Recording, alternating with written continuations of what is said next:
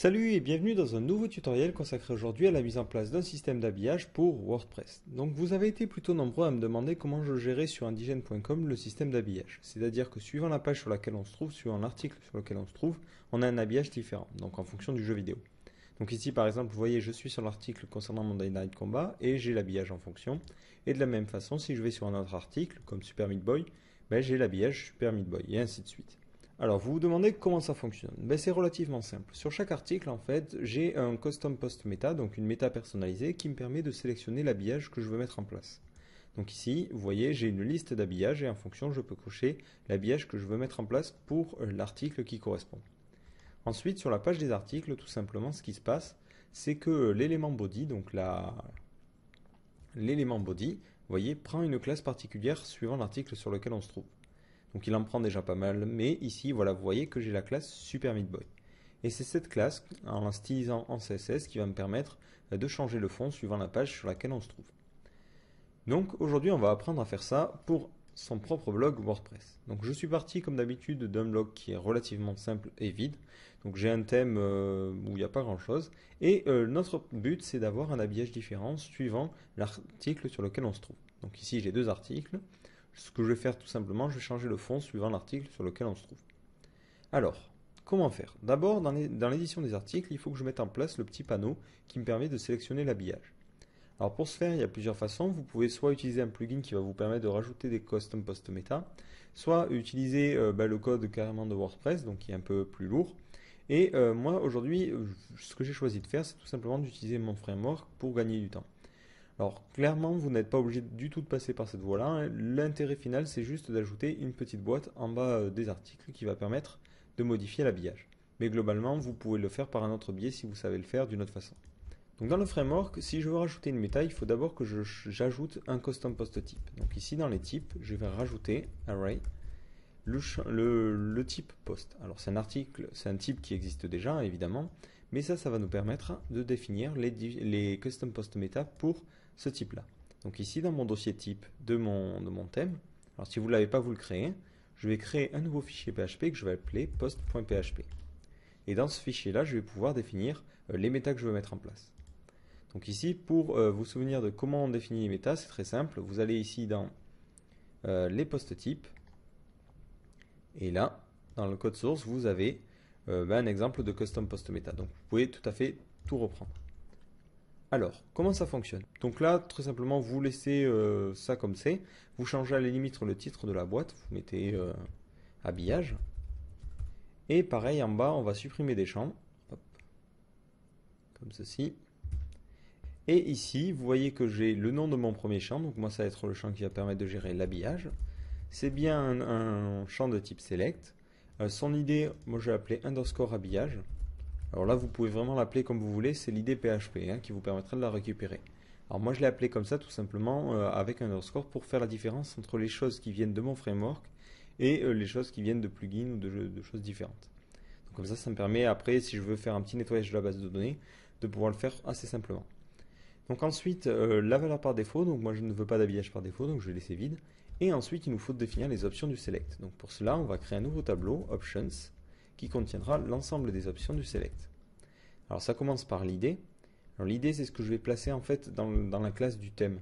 Donc comme vous avez vu tout à l'heure, super-meet-boy. Et en valeur, je vais mettre le nom vrai, en fait, qui sera disponible pour l'admin, pour que lui comprenne ce que ça fait.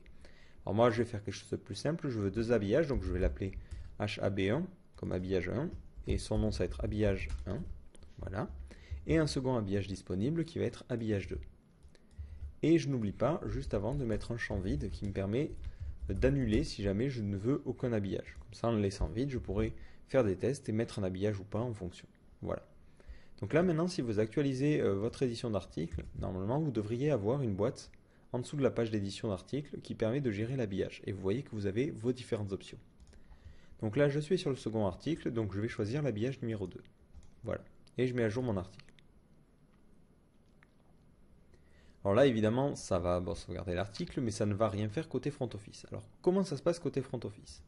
Très simplement, ici, lorsque vous gérez vos articles, donc soit dans le header, soit dans le index, suivant ce que vous avez fait, et si au niveau de body, si vous avez fait les choses bien, vous devriez avoir la fonction body class. Donc cette fonction permet de mettre au body différentes classes suivant la page sur laquelle on se trouve. Donc ça c'est plutôt pas mal si vous voulez styliser les pages en CSS, les singles ou les archives. Et ce que l'on va pouvoir faire, c'est modifier cette fonction-là, la surcharger pour pouvoir y ajouter des classes supplémentaires suivant les cas. Et nous, c'est exactement ce que l'on va faire. On va rajouter une classe si on a un habillage à l'article. Donc pour ce faire, je vais aller éditer le fichier functions.php. Donc c'est le fichier qui contient toutes les fonctions qui servent à différentes options du thème. Et là, je vais rajouter mon système d'habillage. Alors comment ça fonctionne? Tout simplement, il faut utiliser un hook pour capturer à quel moment cette fonction classe est générée. Donc on fait add underscore filter. Donc sur la fonction body underscore class. Et notre fonction, on va l'appeler habillage. Donc cette fonction tout de suite après, il faut que je la déclare. Alors, vous pouvez le faire après ou avant, c'est vraiment suivant votre préférence. Donc moi je vais le faire après. Function habillage. Et cette fonction, elle prend en paramètre les classes. Alors ça c'est quoi? C'est tout simplement parce que lorsqu'il va lancer cette fonction, il aura peut-être déjà assigné des classes au body. Du coup avec ça, vous allez pouvoir les récupérer. Et on n'oublie pas à la fin de la fonction de retourner ces classes-là justement. C'est ce qui lui permettra de savoir quelle classe il doit associer à cet article, à cette page. Voilà. Donc le principe, vous l'avez compris, c'est de surcharger ce tableau classe. Alors, d'abord, il faut que je récupère l'objet sur lequel on se trouve, pour que je sache si on est sur un article ou pas. Alors pour ce faire, c'est très simple, vous faites global wp underscore query. Donc ça vous permet de récupérer l'objet wp query qui a servi à afficher la page. Donc là, le but, c'est de savoir est-ce que cet objet wp query est un article ou pas. Alors pour vérifier ça, c'est relativement simple. Vous faites $, donc vous allez stocker dans une variable temporaire, et vous allez mettre wp query get underscore queried. Alors, je ne sais pas comment ça se prononce, je suis désolé si je le prononce mal, mais object. Voilà. Et là, automatiquement, c'est wp underscore query, ça vous sortira l'objet qui a été utilisé pour récupérer les données. Donc là, on va faire un petit printer, histoire que vous voyez à quoi ça ressemble. Voilà. Donc ici, j'actualise ma page.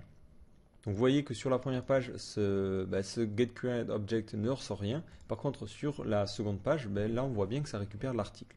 Donc ça, c'est cet objet-là qui va nous permettre de savoir si on est sur une page article ou pas.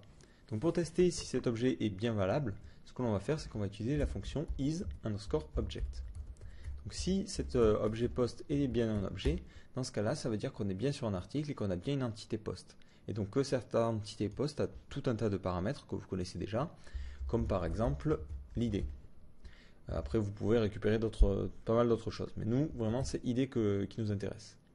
Donc ce que je vais faire, je vais récupérer la méta de l'habillage. Donc ici, je vais mettre habillage égale underscore égale get underscore post méta. Donc cette fonction est très simple. D'abord, il faut lui envoyer l'id de l'article, donc post id. Ensuite, le nom de la custom post méta qu'on veut, donc moi c'est underscore habillage. Et ensuite, true pour dire qu'on ne veut récupérer que le premier champ personnalisé. Donc là, il n'y en a qu'un seul, donc vous mettez true. Et ça vous permet de retourner directement la valeur. Donc cette valeur va retourner soit true, soit false, suivant s'il trouve ou pas l'habillage. Donc if habillage, s'il trouve bien donc un habillage, ce que l'on va faire, c'est qu'on va surcharger la classe, comme ça. Donc j'ajoute un index au tableau, qui est ma valeur d'habillage.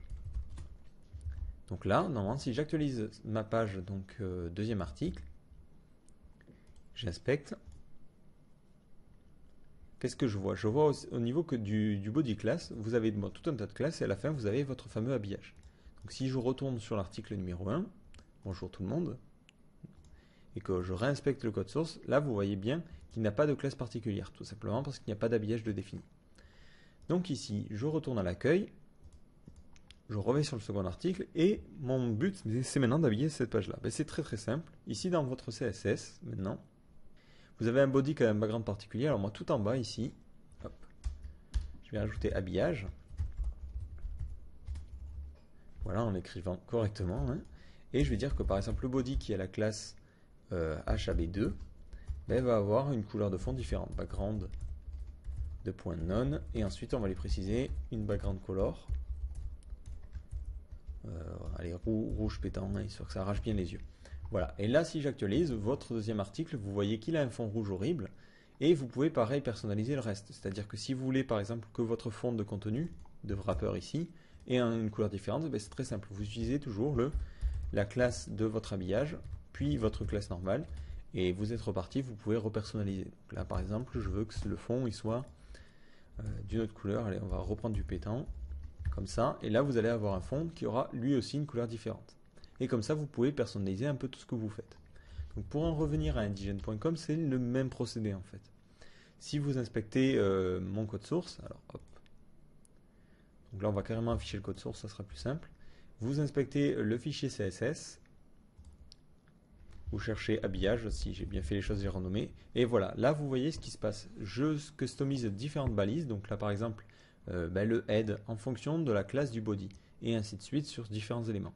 Donc après, évidemment, vous pouvez aller plus loin en personnalisation, hein. Vous voyez qu'en utilisant cette classe-là et les sous-classes, on peut aller personnaliser plutôt loin. Donc ce que vous pouvez faire, par exemple, c'est changer la couleur du texte, changer la couleur du fond, changer les logos, pas mal de choses. Donc là, je vous laisse vraiment imaginer vos possibilités. Donc moi, par exemple, sur indigène.com, la seule chose que j'ai faite, c'est changer la couleur du logo suivant les cas. C'est-à-dire que là, le logo est noir, donc ça ne se voyait pas sur des fonds noirs. Donc de temps en temps, suivant la classe sur laquelle on se trouve, le logo change de couleur. C'est ce que vous voyez ici dans le branding, qui est mon idée qui contient le logo. Suivant lequel on se trouve, suivant quelle page on se trouve, le logo change de position. Voilà.